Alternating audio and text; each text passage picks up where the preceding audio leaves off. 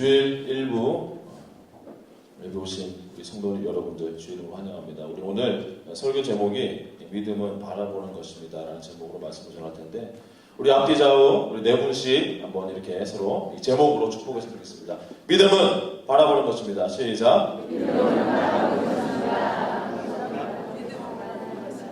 아멘. 우리 오늘 민수기 21장 8절 9절 말씀 같이 한번 읽도록 하겠습니다.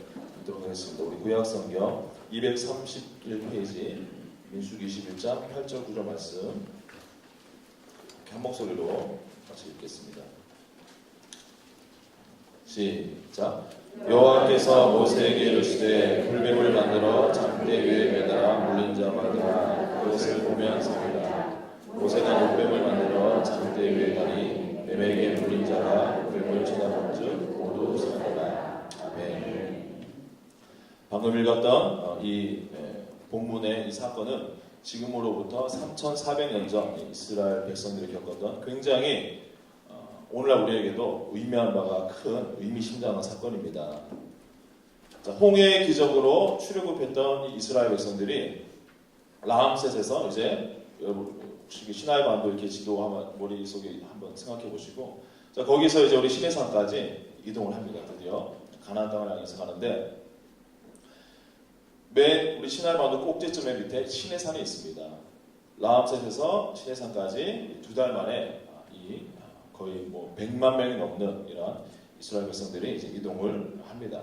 그리고 이 시내산에서 11달 동안 있으면서 하나님께서 무엇을 하시냐면 당신의 백성들과 함께 정식으로 언약을 맺으시고 그들에게 율법을 주시고 또 성막을 짓게 하십니다. 그리고 이 시내산에서부터 하나님의 구름 기둥이 이 백성들을 인도할 때 이제 가네스 바네아 이렇게 삼각형 이렇게 V자로 생각하시면 됩니다. 이렇게 시내산에서 다시 이제 위로 가네스 바네아, 가나안이 이쪽에 있습니다.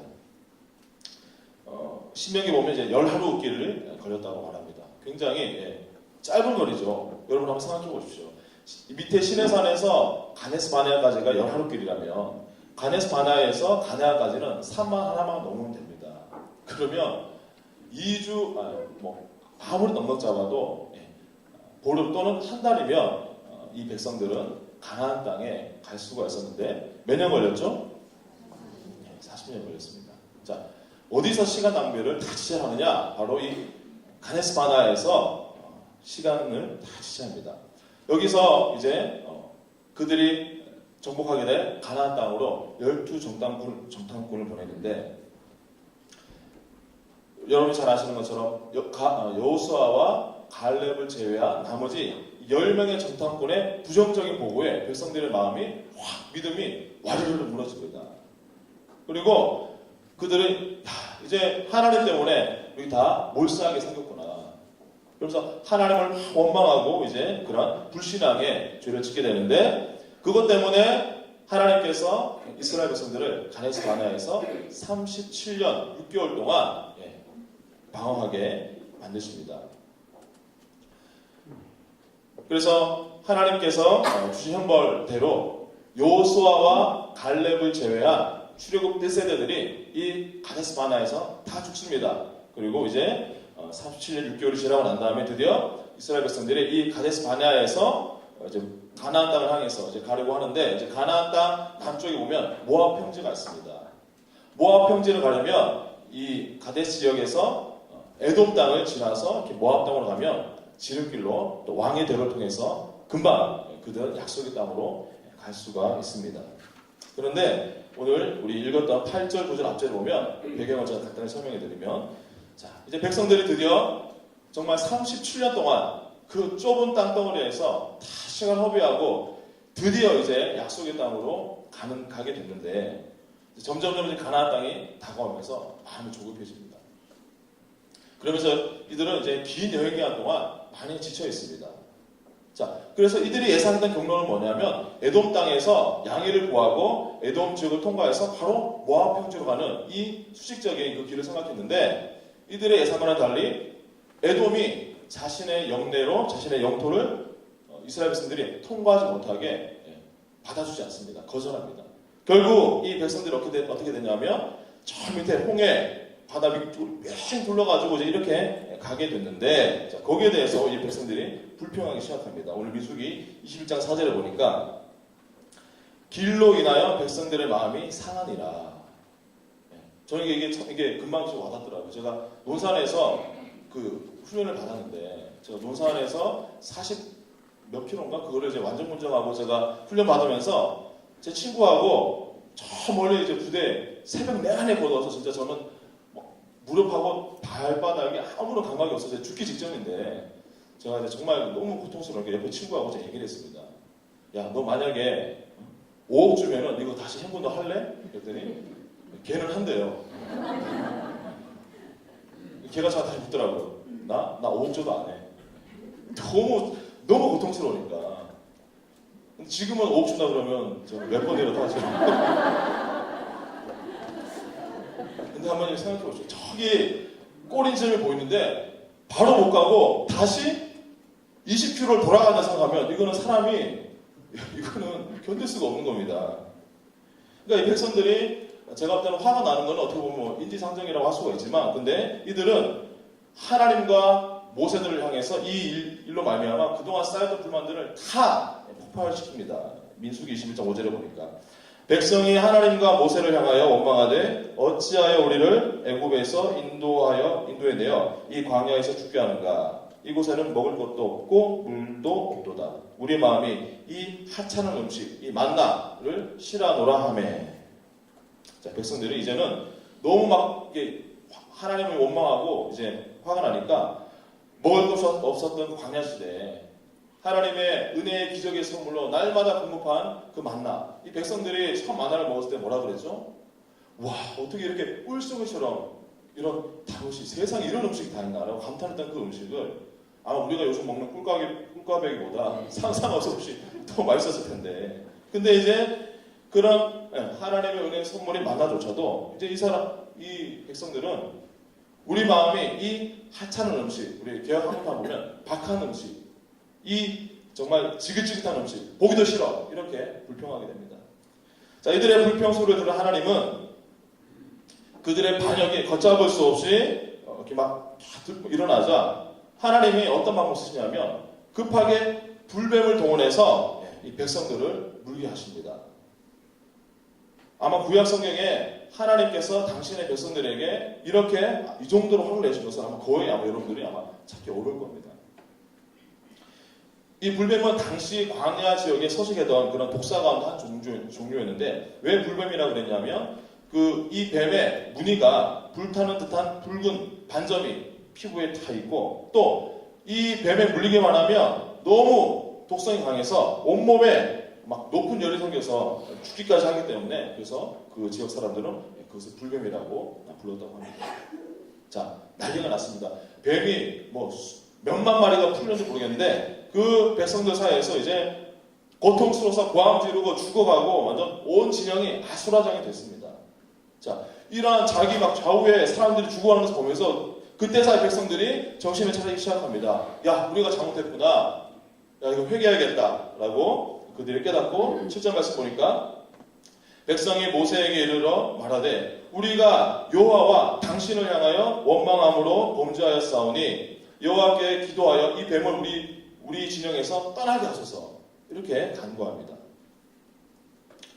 만약에 하나님의 형벌이 그 정도로 가혹하지 않았다면 아마 이 이스라엘 백성들은 자신들의 죄를 아마 시인하지도 않았을 겁니다. 우리 세월호 사건을 통해서 알 수 있듯이 만약에 이 사고가 이게 임시방편으로 이렇게 그냥 경미하게 넘어갔다면 우리가 지금 말하고 있는 국가개조라든지 해수부, 관피아, 마피아, 국가개혁이라든지 이런 이야기 아마 우리가 안 했을 겁니다.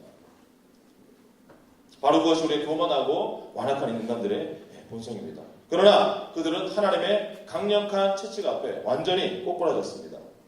자, 다급해진 모세는 백성들의 요청을 받아들여서 하나님께 중보기도 합니다. 하나님, 우리 이 이스라엘 백성들의 진영에서 불뱀을 다 사라지게 하옵소서. 자, 하나님 어떻게 응답하셨습니까? 하나님은 그런 방법을 사용하지 않으셨습니다. 인간의 방법과는 전혀 다른 가장 효과적인 구원의 방법을 하나님이 지시하시는데 어떻게 지시하셨냐? 모세에게 말하기를 노뱀으로 불뱀을 만들어서 모든 사람들이 다 볼 수 있도록 장대 위에 매달고 불뱀에 물린 사람들에게 말하기를 저 노뱀을 보면 노뱀을 쳐다보기만 하면 살 것이다라고 그렇게 말해라. 이렇게 명령했습니다. 어떤 일이 벌어졌습니까? 신기하게도 그 진영에서 독이 퍼져가지고 죽어가던 사람들이 하나님이 말씀하신 그 방법대로 그냥 노뱀을 쳐다봤는데 그들이 모두가 다 오늘 9절 말씀 보니까 살았더라 말씀하고 있습니다. 자, 그런데 그 백성들 중에는 이제 그렇게 본 사람도 있지만 안 본 사람도 있겠죠. 내가 뱀 소리만 들어도 지긋지긋한데 뱀에 물려 죽어가는 나한테 뭐? 뱀을 보라고? 웃기고 있네. 야, 장대 끝에 노뱀을 쳐다보면 산다고? 그게 논리적으로 이성적으로 말이나 돼? 야, 그런 미신이 어디 있냐? 너나 쳐다봐라. 이렇게 말했던 사람들은 어떻게 됐습니까? 다 죽었습니다. 그러나 그 중에 야, 하나님이 말씀하셨으면 이거 되는 거 아니야?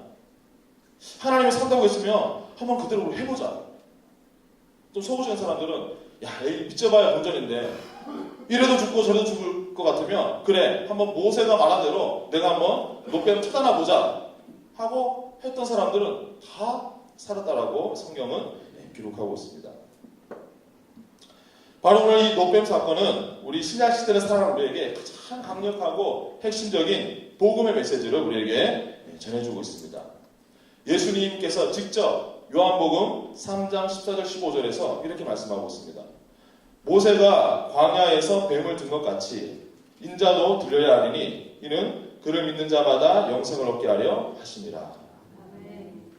바로 예수님 본인이 직접 이 민수기 21장의 노뱀이 예수님 자신을 상징한다고 말씀하고 있는 것입니다. 그래서 우리는 이 노뱀 사건을 다시 한번 우리가 신약시대의 관점으로 볼 필요가 있습니다. 이 불뱀, 그렇다면 이 불뱀은 무엇을 의미할까요? 바로 요한계시록 20장 옛뱀, 곧 마귀라고 하는 그 사탄, 그 마귀를 상징합니다. 그래서 이 죄라는 독을 품은 이 사단에게 물린 사람들, 그래서 그 죄가 온몸에 퍼져서 이제는 영원히 죽을 수밖에 없는 그런 죄인이 바로 우리들의 그런 운명이라는 것입니다. 그 죄가 우리 안에 들어오기만 하면 우리 영혼 속에 독처럼 그 죄가 퍼져서 결국 우리는 영원한 사망, 영원한 죽음을 맞이할 수밖에 없습니다. 그렇다면 노뱀은 무엇입니까? 여러분, 노뱀은 모양은 실제로 불뱀이랑 똑같았지만 노뱀 안에는 독이 있었나요? 없었나요? 없었죠. 마찬가지로 이것은 우리의 육신과 똑같은 모양으로 오셨지만 죄는 전혀 없으셨던 바로 예수 그리스도를 이 노뱀은 상징하고 있습니다. 불뱀에 물린 사람들을 살리기 위해서 장대 끝에 노뱀을 매달았던 그 하나님께서 이번에는 죄로 말미암아 죽어가는 우리 인생들을 위해서 하나님의 아들을 준비하셔서 그 아들 예수를에게 우리의 모든 죄를 담당하게 하시고 짊어지시고 죄인 되게 하셨습니다. 죄인인 우리를 위해서 십자가에 당신의 아들을 죄인으로 매달아 놓으시고 우리에게 말씀합니다. 저 예수를 바라보라. 저가 너희의 죄를 지고 죄인 되어서 내 앞에 이 저주를 받고 피를 흘린다. 그 예수를 바라보라. 이렇게 말씀하셨습니다. 이것이 복음이고 이것이 기독교의 핵심 교리입니다. 장대 끝에 매달린 그 노뱀을 보면서 그 사람들이 살았던 것처럼 우리의 죄를 위해서 십자가에 달리시고 피 흘리신 예수 그리스도를 우리가 믿음으로 바라보고 그 예수님을 믿는 그 순간 우리는 죄 사함 받고 예수님이 주시는 영원한 생명을 선물로 받게 되는 것입니다. 네, 저는 이 자리에 있는 모든 분들이 다 이미 그 선물을 받은 줄로 믿습니다. 모세가 광야에서 뱀을 든 것 같이 인자도 들려야 하리니 이는 그를 믿는 자마다 영생을 얻게 하려 하심이라. 예수를 믿는 자가 영생을 얻게 되는 것입니다. 그래서 바로 요한복음 3장 14절 15절 말씀 이후에 무슨 말씀이 나오죠? 요한복음 3장 14절 15절 다음에 나오는 게 요한복음 3장 16절이죠. 그 유명한 말씀. 하나님이 세상을 이처럼 사랑하사 독생자를 주셨으니 이는 그를 믿는 자마다 멸망치 않고 영생을 얻게 하려 하심이라. 오늘 민수기 21장에 이 이스라엘 백성들이 만약에 이 신약 성경의 요한복음 3장 16절을 알았더라면 아마 그들은 그 현장에서 이렇게 고백했을 것입니다. 하나님이 광야를 지나다가 범죄하여 불뱀에 물려 죽어가던 우리를 이처럼 사랑하사 장대 위에 노뱀을 주셨으니 이는 하나님의 구원 계획을 받아들이고 믿는 자마다 멸망치 않고 영생을 얻게 하려 하심이구나 라고 고백했을 것입니다. 여러분, 중요한 것은 믿음으로 바라보는 것입니다. 마태복음 14장의 베드로도 바다 위로 걸어오는 예수님을 바라보았습니다. 깊은 밤 풍랑 속에서 제자들은 밤새 바다와 싸웠습니다. 그런데 새벽녘에 바다 안개를 헤치고 어떤 한 검은 그림자가 나타납니다. 바로 예수님께서 바다 위를 걸어서 제자를 향해서 다가오셨습니다. 그 모습을 본 제자들은 와! 유령이다! 하고 혼비백산하고 다 놀랄 때에 예수님이 안심하라. 나니 두려워 말라. 이렇게 말씀하셨습니다. 이 예수님의 말씀을 들은 제자들 중에 유일하게 베드로 한 사람이 믿음으로 반응합니다. 주님, 만일 주님이시거든 저를 명하사 물 위로 오라 하소서. 베드로가 무슨 영적인 감동을 받았었는지 모르겠지만 이런 정말 불가능한 미션을 요청합니다. 그랬더니 예수님이 거부하지 않고 와라! 이렇게 말씀하셨습니다. 풍랑 가운데 예수님의 그 임재하심은 이 베드로로 말미암아 두려움 없는 믿음을 발휘할 수 있도록 그렇게 만들었던 것입니다. 바로 그 믿음으로 예수님을 바라보고 있었던 베드로가 어떻게 했습니까? 배에서 내려 물 위를 걸어서 예수를 향해 걷기 시작했습니다. 자, 베드로도 예수님 때문에 걷게 된 건 알게 됐지만 자기도 한 10m 걸어갔더니 이거는 완전히 순간 본인도 믿기지 않는 기적에 깜짝 놀라서 예수님을 가시적으로 바라보았으면 됐을 것을 놀라서 두려움이 억습하고 이제는 믿음을 잃어버리면서 무엇을 바라봤습니까? 자기 발밑을 바라보고 바람을 바라보고 파도를 바라보면서 기적이 멈추고 베드로가 바로 그 순간 물에 빠져 죽을 뻔하게 되었습니다. 주님 살려주십시오 라고 소리쳤을 때 그 베드로를 예수님께서 건져주시면서 이렇게 책망하십니다. 믿음이 작은 자여 왜 의심하느냐? 우리는 이 본문, 이 마태복음 14장의 이 이야기를 통해서 주님이 우리에게 원하시는 믿음이 우리에게 원하시는 큰 믿음, 작지 않은 믿음이 무엇인지 우리를 알 수가 있습니다. 그것은 바로 예수 그리스도 당신을 바라보지 않고 보이는 환경을 바라보고 두려워한 베드로를 향해서 믿음이 작은 자라고 책망하신 그 예수님이 베드로에게 원하시는 그 믿음, 지금도 저와 여러분에게 예수님이 원하시는 그 참된 믿음은 바로 끝까지 포기하지 않고 지속적으로 예수님을 바라보는 것입니다. 베드로가 예수님을 믿음으로 바라보는 동안 무슨 일이 벌어졌습니까? 그 믿음을 통해서 주님의 그 신적인 능력이 임했고 하나님의 은혜와 능력이 베드로를 감싸고 베드로가 자연계의 법칙을 무시하고 물 위를 걸었습니다.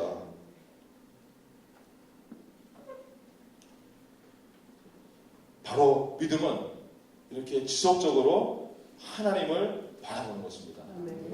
믿음은 끝까지 우리의 구주이시고 주님이신 예수 그리스도를 바라보는 것입니다. 히브리서 12장 2절에 이렇게 말씀합니다. 믿음의 주요 또 온전하게 하시는 이 예수를 바라보자. 그는 그 앞에 있는 기쁨을 위하여 십자가를 참으사 부끄러움을 개의치 아니하시더니 하나님 보좌 우편에 앉으셨느니라. 이사야 40장 31절에 이렇게 말씀하고 있습니다. 오직 여호와를 앙망하는 자는 새 힘을 얻으리니 독수리가 날개침이 올라감 같을 것이요 다른 박질하여도 곤배하지 아니하겠고 걸어가도 피곤하지 아니하리로다.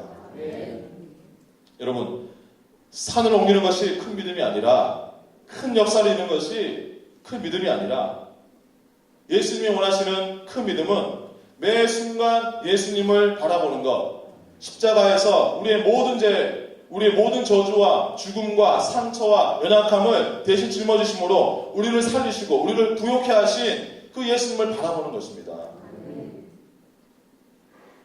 하나님이 나를 살릴 것이라는 나를 고치실 것이라는 그 믿음을 가지고 장대에 달린 노뱀을 바라봤던 것처럼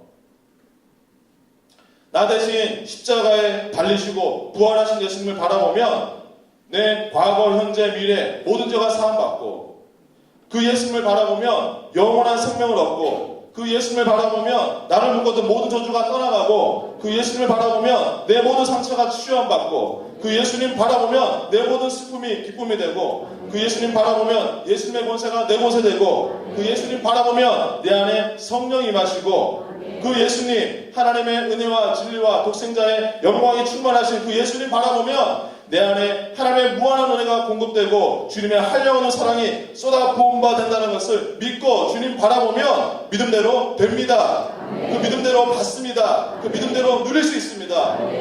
무엇 때문에? 하나님 약속 때문에. 누구 때문에? 예수님 때문에. 이 아침에 풍랑 속의 제자들처럼 여러분들의 인생에 크고 작은 풍랑 가운데 계신 분들이 혹시 계십니까? 믿음의 눈을 들어서 살아계신 하나님, 전능하신 하나님, 은혜로우신 예수님, 나의 목자 되신 예수님을 바라보시기 바랍니다. 이 자리에 있는 우리 모두가 지금 할 수 있는 최선의 믿음은 신실하신 하나님, 좋으신 하나님, 사랑의 예수님, 아름다우신 예수님을 지속적으로 매 순간 끝까지 날마다 바라보는 것입니다. 바로 그 어린아이와 같은 단순한 그 믿음으로 말미암아 오직 우리 주님을 바라보며 세상의 파도 속에서 주님의 은혜와 능력을 공급받고 주님의 임재 속에 휩싸여서 승리하시는 저와 여러분 되시기를 주 이름으로 축원합니다.